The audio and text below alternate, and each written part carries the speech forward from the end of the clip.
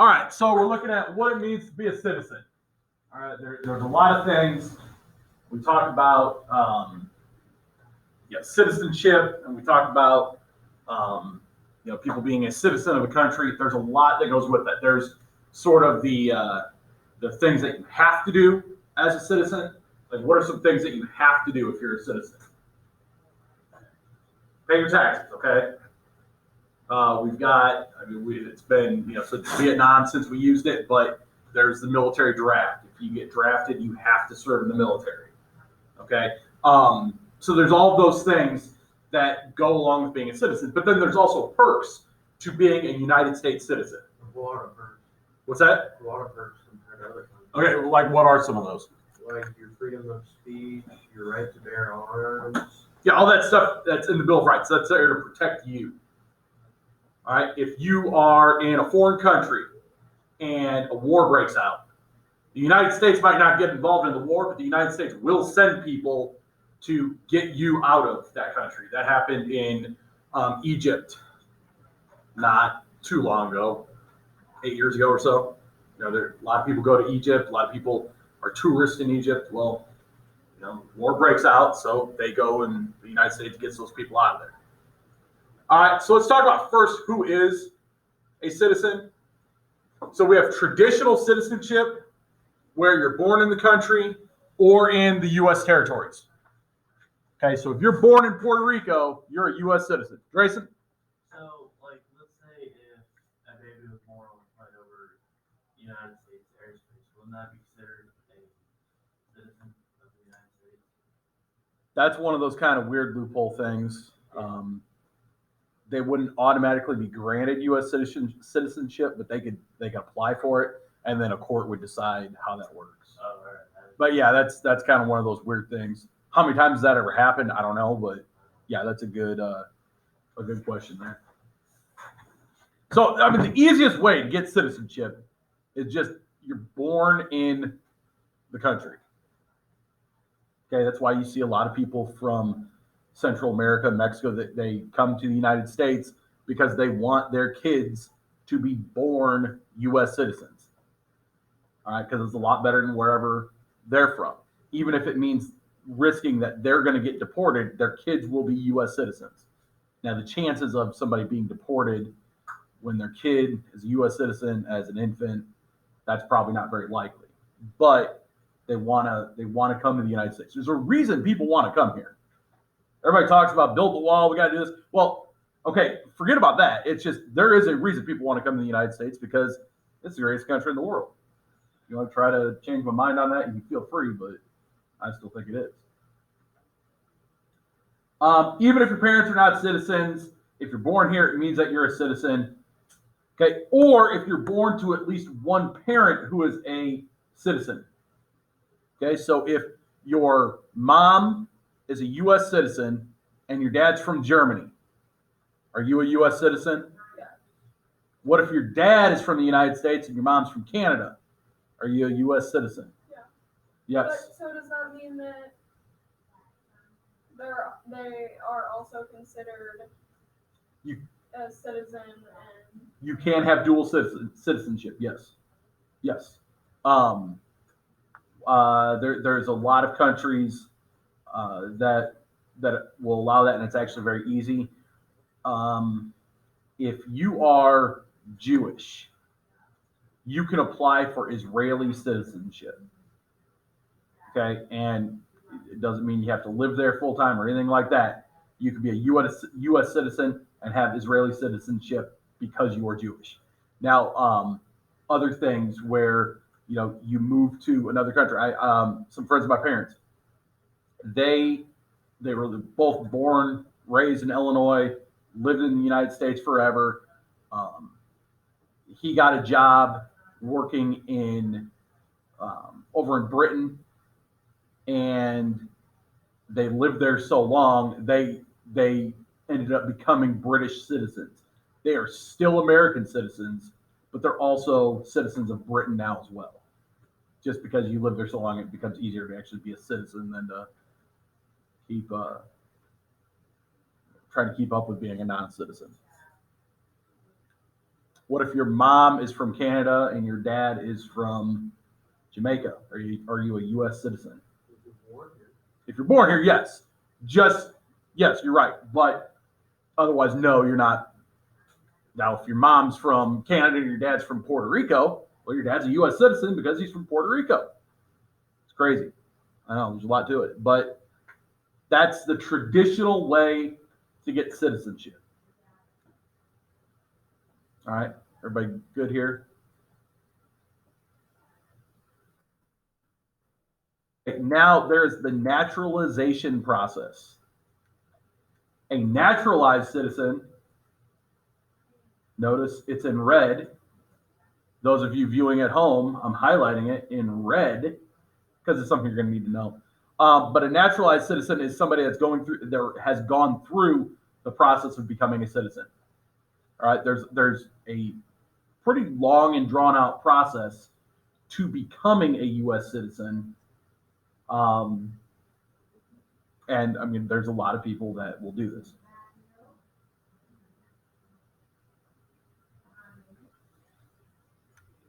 I know former Spanish teacher that I taught with. She became a naturalized citizen. She said that the process it's not hard as in like, taking the citizenship test, studying for it. I mean, she passed that and that was no problem. She said the hardest part was just that it's kind of a long and drawn out process. It's like that for a reason. Why do you think that is? Any ideas here? Oh, okay, yeah. It's not that we want them to quit, but somebody that's not real serious about it, we don't want them to become a citizen real easily. Does that make sense?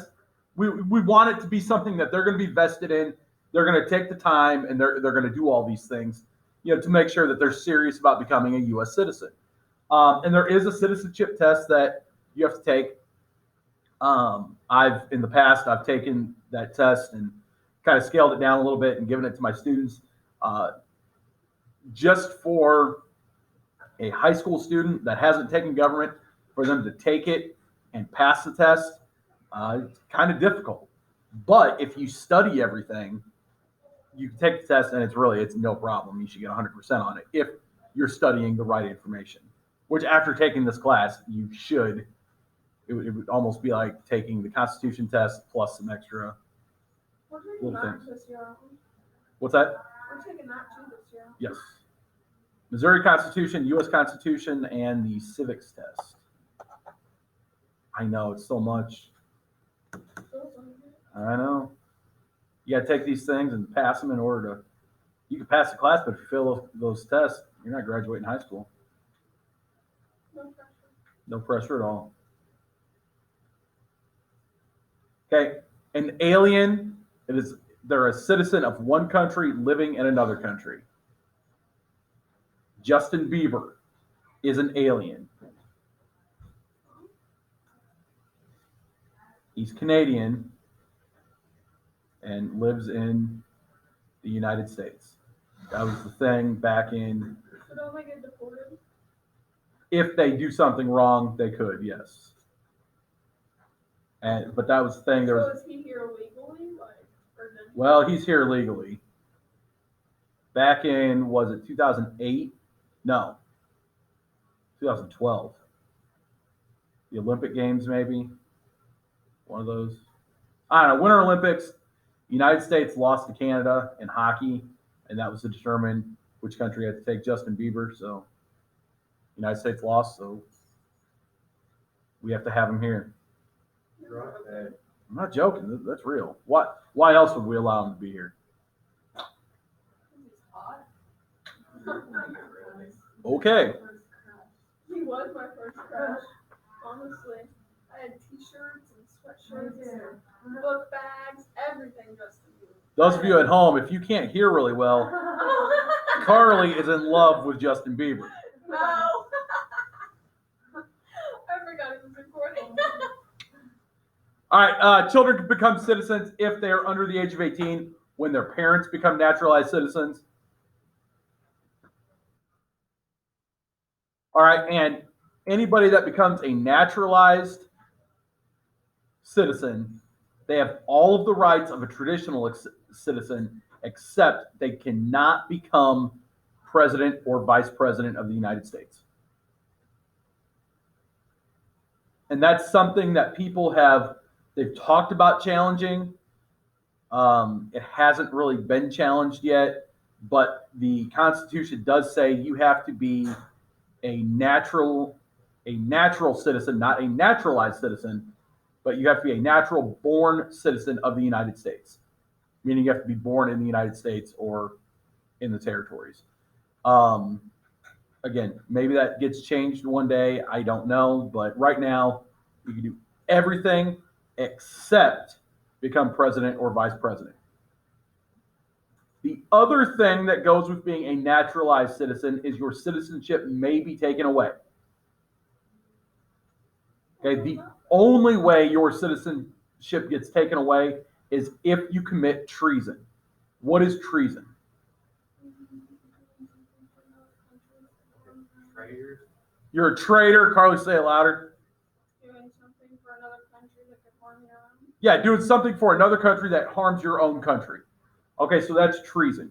If you are convicted of treason and you are a naturalized citizen, that citizenship can be revoked. Okay, probably will be revoked. If you are a citizen that was born here, nothing can take away your citizenship. Okay, so if you commit treason and you were born in the United States, they can't do anything to take away your citizenship. What's the penalty for treason? Up to death. Do they still do lethal injection in most states? Depends upon where you are. That would be a federal crime. Yeah. Take a look here.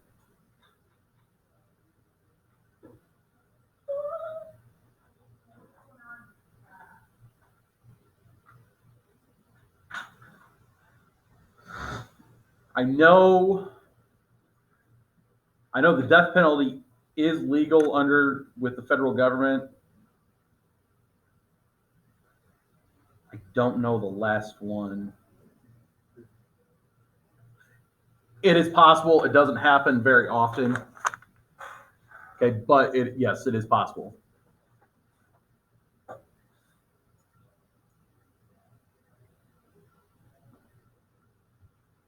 Are we good here? Yes. Okay. All right. Great. All right. Part 2 here. The office of citizen. So normally we don't, we think about people holding office or people, in the government, maybe a mayor or governor, president. Okay. But we have to think about this too as a citizen, because the citizen is very, very important in our government. Okay. Everybody in society is making decisions. All right, it says here we're a democracy. Are we truly a democracy? Are we truly a democracy? Go back to the first couple days in class here. No. We are a republic, but that's a form of a democracy, right? So it's okay to say that we're a democracy because we still vote on things. We elect people to vote on things for us, but we also vote on things as well.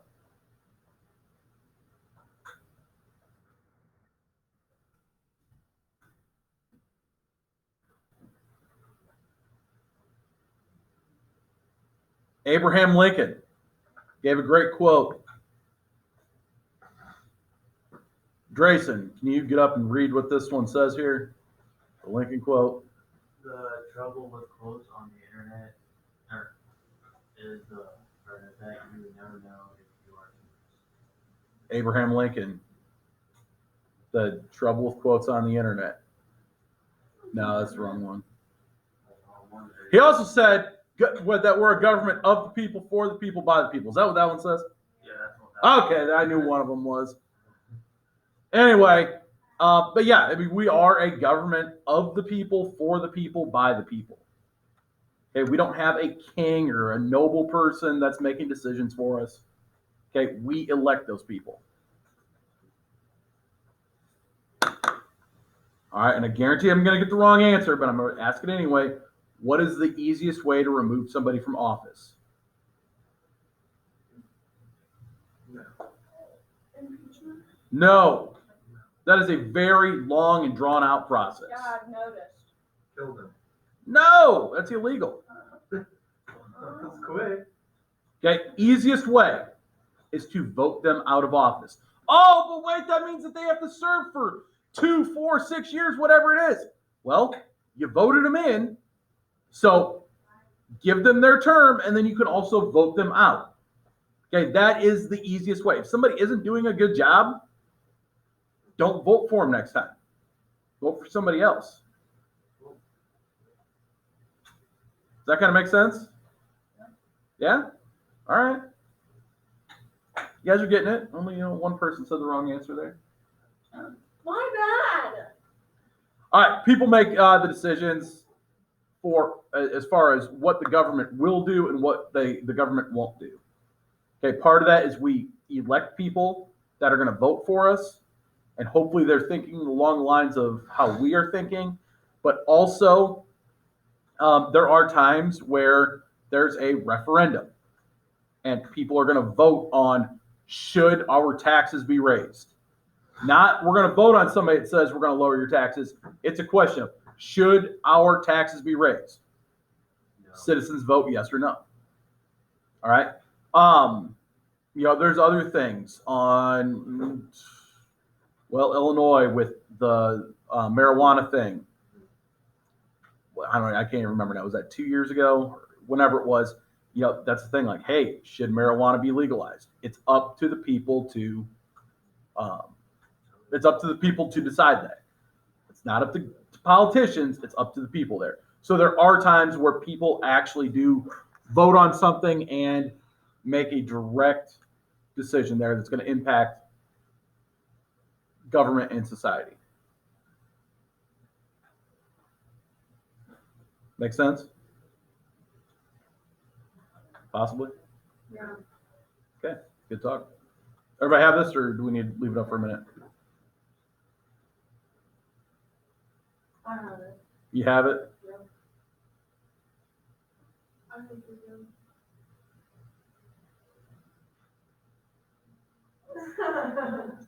Yes. Are you doing something on there? Yeah, I was looking at Instagram. Someone tried to call. All right, let's not do that. I think your room doesn't get very good service. I know. Those of you at home, we've got people trying to be on their cell phones here. Little did they know, this room is like a lead coffin. There is no service in here. All right, let's talk about representatives. We've mentioned representatives, but let's talk about what it really means. Okay, so there are people that we elect to be in the House of Representatives, correct? Yeah. So, are they a representative? It's not a trick question. Yeah, they're representatives. It's in the name, right? They are a representative.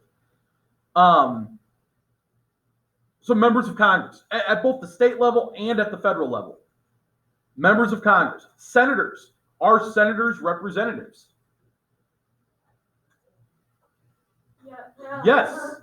It's not in their name, but by definition, they're people that we have elected to speak for us and act for us. Okay, go to the local level. The mayor, okay, city council members, school board members. They are all representatives. They are all representing the people for something. Okay, whether it's the city council, the school board, the county board, all of those things. Okay, those people are all representatives.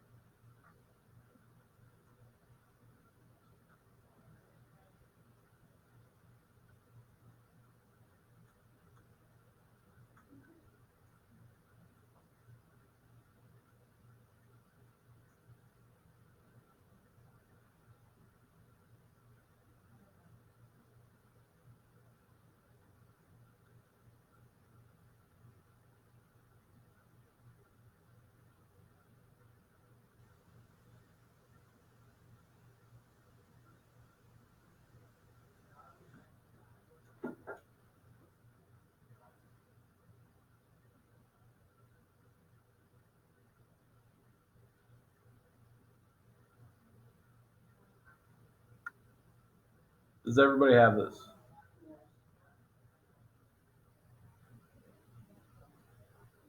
Okay.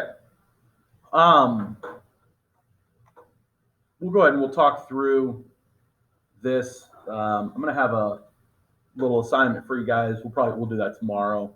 And those virtually, it'll be posted in Google Classroom.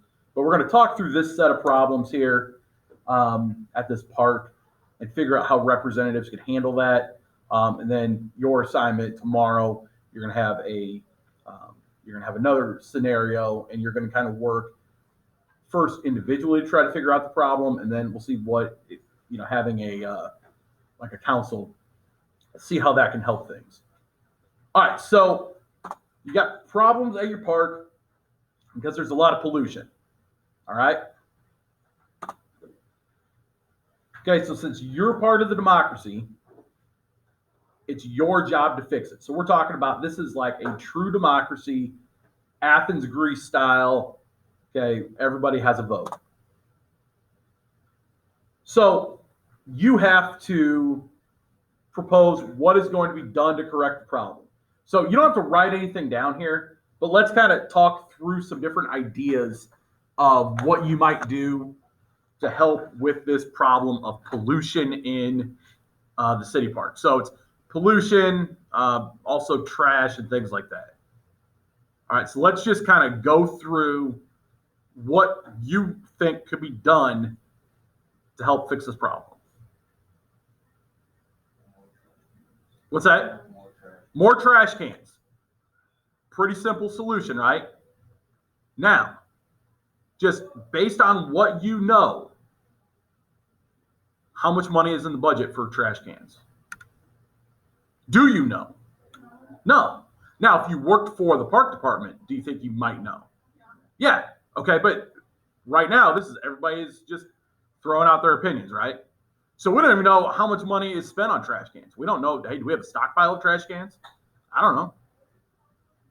Carly, what's something you would do?